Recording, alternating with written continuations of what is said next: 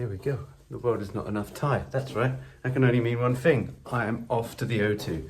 So stay tuned.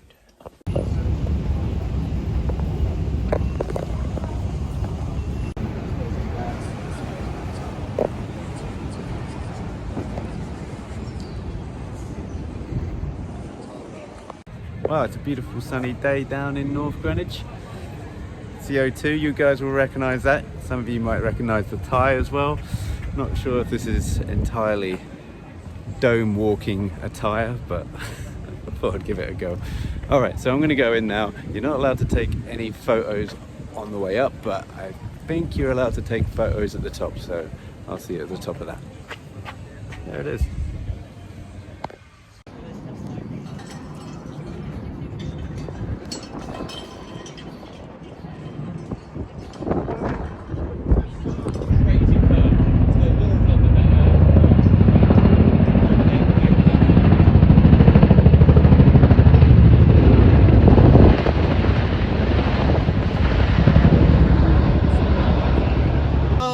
Not enough.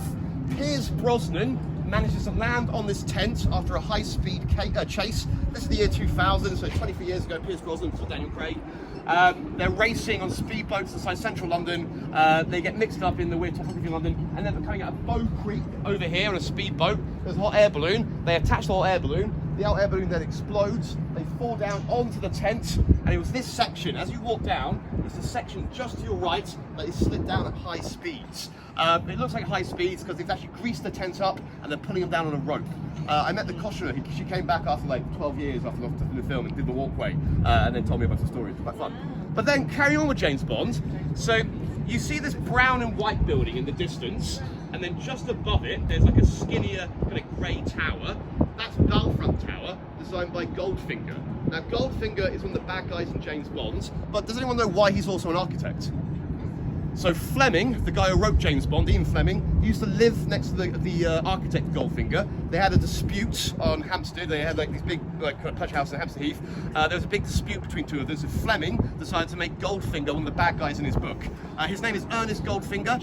He's also responsible for designing with Abercrombie things like the Barbican, South Bank, BFI, all those kind of ugly big concrete buildings. But Fleming hated him so much he named him a bad guy in one of his books. He tried to sue him in the courts. Nothing really got done. All they did was change the first name from Ernest to Emo. So that's why we're going to make Emo Goldfinger as a bad guy in James Bond. But Goldfinger, he was really famous, huge celebrity of his time. He married one of the Cadbury heiresses. So he married this woman that was worth millions and millions of pounds.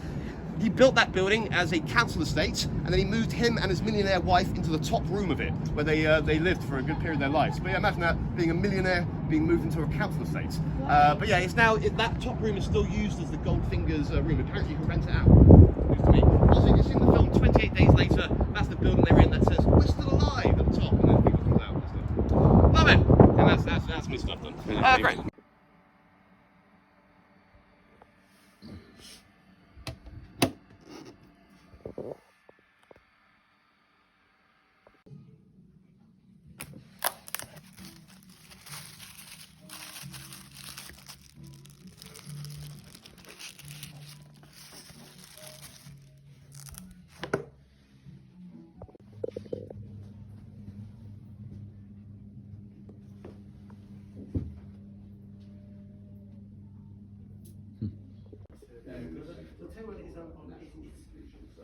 And after that, you come in and all the ones do.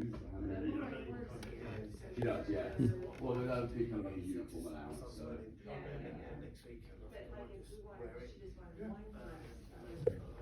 No, not because we're making a hat from scratch. So there would be a first order, yeah.